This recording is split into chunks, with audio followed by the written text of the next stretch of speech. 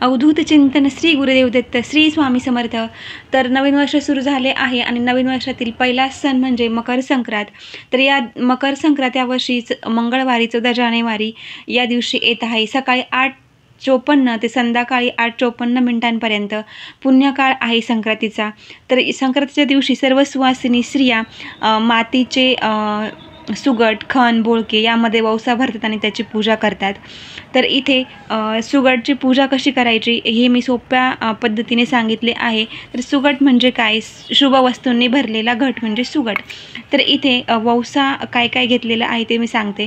तिळगुळाचे लाडू घेतलेले आहे, तिळगुळाचं मिश्रण, तिळगुळ, हळदी कुंकू, धूप दीप, अगरबत्ती, 5 खण घेतलेले आहेत, बोरे घेतलेले आहेत, वटाण्याच्या शेंगा, पावट्याच्या शेंगा, घेवड्याच्या शेंगा, ओला हरभरा, फुलं, गाजर, भुईमुगाच्या शेंगा या सर्व वस्तू मला ज्या इथे मिळाल्या त्या मी घेतल्या आहे। तुमच्याकडे तुमच्या एरियामध्ये ज्या अवेलेबल होतील त्या तुम्ही घेऊ शकता। एखादी कमी जास्त जरी झाली तरी काही हरकत नाही, पण ॲटलिस्ट 5 किंवा 7 तरी घ्या।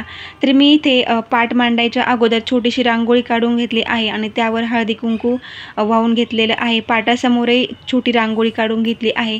पाट मांडून त्यावर लाल वस्त्र अंथरून घेतलेलं आहे आणि पूजा करण्याच्या अगोदर अग्निदेवतेला साक्षी म्हणून इथे आहे। तर आता आपण इथे पाटाच्या समोरही थोडीशी रांगोळी काढून त्यावर हळदी कुंकू वाहून घ्यायचं आहे। आता पाट मांडल्यानंतर त्यावर लाल वस्त्र अंथरून त्यावर अगोदर गणेशाची स्थापना करून घ्यायची, कारण विघ्नहर्त्याची स्थापना शुभ कार्याच्या अगोदर करायची असते।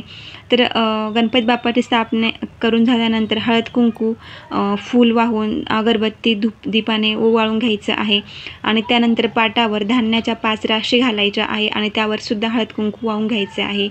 तांदूळ किंवा गहू रास घालण्यासाठी चालतील। तर आता इथे 5ही खणांना इथे असं सुतवून घेतलं आहे। तुम्ही ढवळा किंवा लाल रंगाचा दोरा वापरू शकतात आणि खणांना खालच्या साईडने खालून वरती हळद कुंकाचे असे 5 बोटे ओढून घ्यायचे आहेत आणि खणामध्ये सगळ्यात अगोदर तीळ भरायची आहे। वौसा म्हणून आपल्याला सगळ्यात अगोदर तीळ भरायची आहे, नंतर बाकीचा जो वौसा आहे तो खणांमध्ये वाहून घ्यायचा आहे किंवा भरून घ्यायचा आहे। तीळ भरल्यानंतरच भरायचं आहे, तिळाच्या अगोदर काहीच आपल्याला खणामध्ये वौसा भरायचा नाही। तर अशा प्रकारे मी माझ्या नावाचा सगळा वौसा इथे भरून घेतला आहे खणामध्ये आणि आता तुळशीच्या नावाने सुद्धा आपल्याला खण इथे भरायचे आहे। आणि माझ्याकडे ज्वारीचं कणीस नव्हतं म्हणून मी ज्वारीचे डायरेक्ट धान्यच घेतलं आहे खणामध्ये भरण्यासाठी आणि मी ते भरून घेतलं आहे खणामध्ये।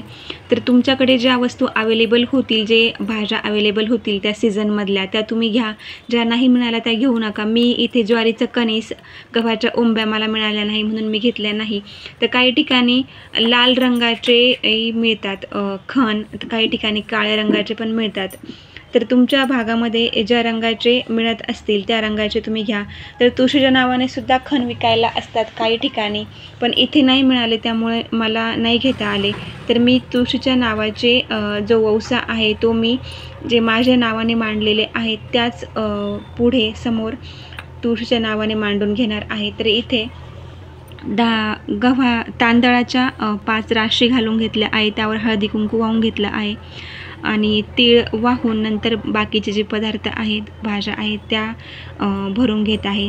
तर अशा प्रकारे तुळशीच्या नावाने पण भरून घ्यायच्या आणि हळदी कुंकू वाहून त्याची पण पूजा करून घ्यायची। फुलं, धूप दीप, अगरबत्ती या सर्वांनी वौसाची सुगटांची पूजा करून घ्यायची आहे।